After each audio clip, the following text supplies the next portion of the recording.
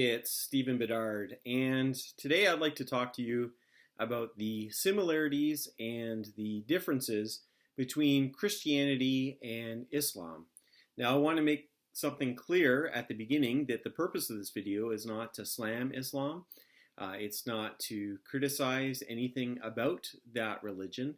It's rather just to look from a historical perspective and a theological perspective what is similar and what is different about these two religions. They are the two largest religions in the world, and there are a lot of things that they have in common, but some significant differences as well. So we're going to go through that. So in terms of similarities, both are monotheistic religions who believe in one eternal creator God.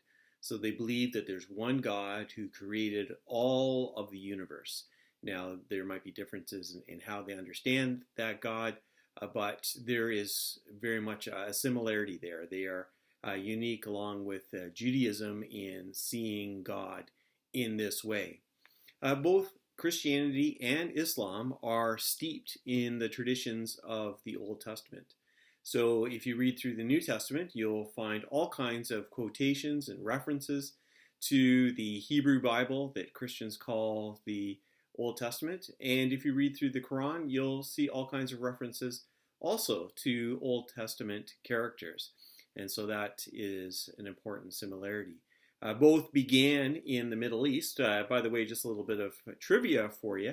The 5 great world religions all came from Asia. I don't know if people realize that all 5 of them are Asian religions. So Judaism, Christianity, Islam, Buddhism, and Hinduism all were Asian religions. And then if you add in the other religions as well as Jainism, as Sikhism, Shintoism, all of those other ones are all Asian as well. Just sort of an interesting thing. But in terms of Christianity and Islam, both of them began specifically in the Middle East.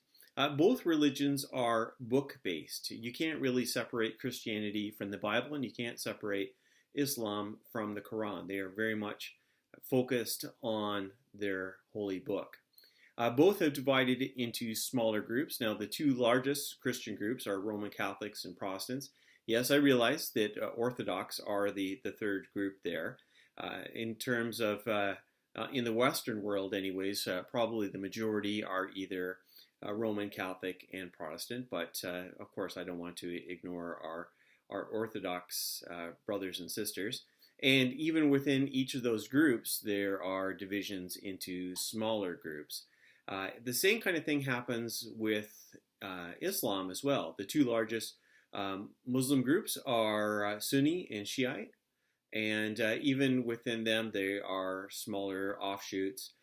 There are groups that are different from them, groups maybe that would be looked at by Orthodox Islam in the same way that some Orthodox, and now I'm using lowercase o Orthodox, how we might look at a group, say like Jehovah's Witnesses or Mormons. So there's a lot of similarities there. Both have, at different periods, been wedded to governments and have shaped empires.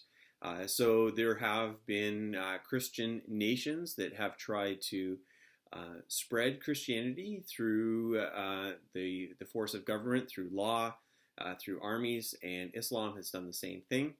And that's why I kind of remind people when today Christians will be critical of some Islamic nations and how things go there, that at times in our past Christians have done the same thing as well.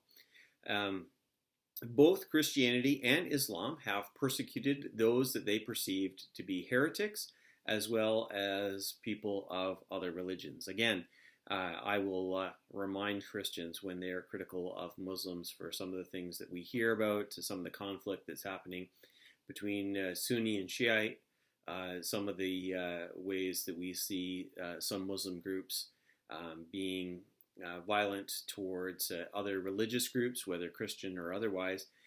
Christians have done the same thing. There's been all kinds of wars between Roman Catholics and Protestants, even within Protestantism.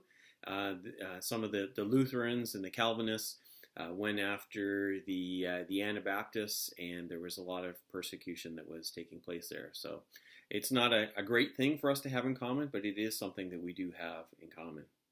Both have used forced conversion, which is an unfortunate thing, to force people to join that religion, telling them that they can either convert or die. That is a horrible way to spread religion, any religion, and both Christianity and Islam have done that.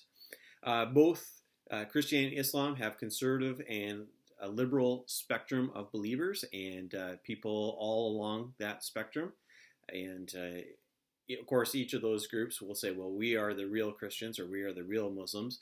But that all comes from the perspective that you're at. But that same continuum that Christians have, Muslims have that as well. While Christianity and Islam do have some similarities, they also have a significant number of differences. We need to be aware of these differences, especially when there's interfaith dialogue going on. One of the differences is that the Quran does not have the same status as the New Testament. In fact, a more accurate comparison for the two religions would be between Jesus and the Quran. Now, how can that be? Are they not holy books, the New Testament and the Quran? Yes, but they are seen in different ways. So the Quran is understood to have been eternal, that it has been with Allah for all of eternity, and it was just revealed to Muhammad. Whereas Christians see the New Testament as being inspired by the Holy Spirit, but also written by those New Testament writers. And so the New Testament did not exist until Mark wrote what he wrote, or Paul wrote what he wrote, or Luke, or so on. So that makes it quite a bit different. So it is important for us to understand that they look at it in a very different way. In some ways, the Quran actually plays a more important role to Muslims than the New Testament does to Christians. And I know that's a little bit of a controversial statement, but I encourage you to check out my video on whether the Bible or Jesus is the foundation for Christianity. Another difference is that the Bible contains much more historical narrative than the Quran. If you have ever picked up a Quran and started reading it and expected it to look something like the Old Testament or the New Testament, you were probably quickly confused, because that is not the way it comes across. It doesn't start in a chronological order. In fact, the surahs in the Quran are not even in the order that they were revealed to Muhammad. So you would have a difficult time getting any sense of chronology. But even if we put the surahs in chronological order in terms of the earliest to the latest, it still would not be a consistent narrative going from the earliest stories to the latest, because it might draw upon David and then go over to Abraham and then go to Noah and then Jesus and then over to Adam. It just bounces all over the place. So it's not so much the stories that are important, rather it's the statements that are being made, the commands, the guidance that is given to the Muslim people. So that is very important. Whereas when we read the Gospels, the narrative of the story of Jesus is extremely important. And so that highlights some of the differences between the two religions. This is another difference. The central event in Christianity is the death and resurrection of Jesus. That is what all of Christianity hangs upon. We might not understand everything about what is revealed in the Bible, but Christians can hold on to the death and resurrection of Jesus. Well, that's not the case for Muslims. First of all, they don't believe in the death and resurrection of Jesus. We're going to get to that a little bit later. But the central event for Islam is the revelation of the Quran to Muhammad. Again, they wouldn't see Muhammad as writing the Quran. Rather, it is being revealed to him. It's something that already exists but is revealed to him. And that is the central event in salvation history for Muslims. Another difference is that Islam's first few centuries included growth by military conquest, whereas Christianity's growth was as a persecuted minority. Now, I want to make it clear, this is not a matter of pointing at Muslims and saying, look how militaristic they are, look how violent they are, and Christians are just these peaceful, loving people. That is not the case. You'll find all kinds of examples in Muslim history of very peaceful, loving, generous, charitable Muslims. And you can look to Christian history and you can see all kinds of examples of violence, of warfare, and all of those other things. I'm only talking about the setting in which both religions began. That Christianity started off as a minority and it remained a minority for a couple hundred years. It really wasn't until the 4th century that, first of all, that Christianity became legal and then eventually became the official religion of the Roman Empire. But persecution happened right up to that point, whereas Islam ended up achieving a place of power even during the time of Muhammad. They were starting to see some conquering of cities, and definitely within those that first century even, there was quite a bit of military victory that is taking place. And so that helped shape the character of both religions. Both Christianity and Islam have a radically different understanding of who Jesus is. And this may be one of the greatest differences between the two religions.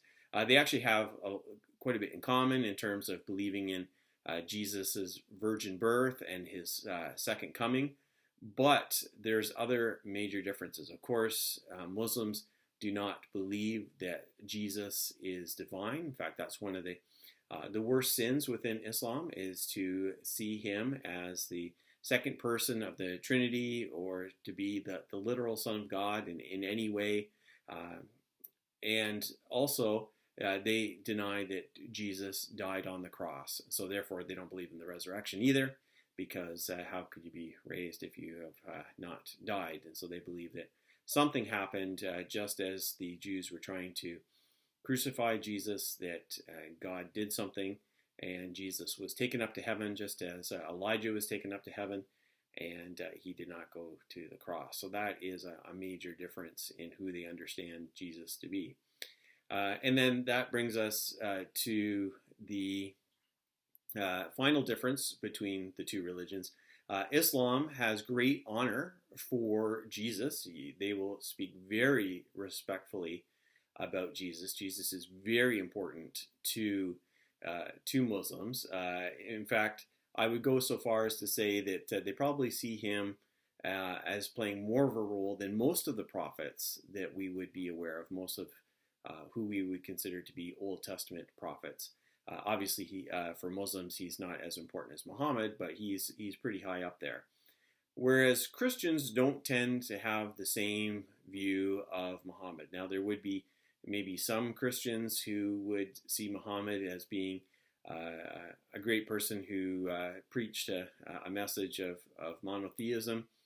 But I would say by far the majority of Christians either have no view of Muhammad or would have a negative view of Muhammad. So that makes it quite a bit different. And so that is the basic summary of the similarities and the differences between Christianity and Islam.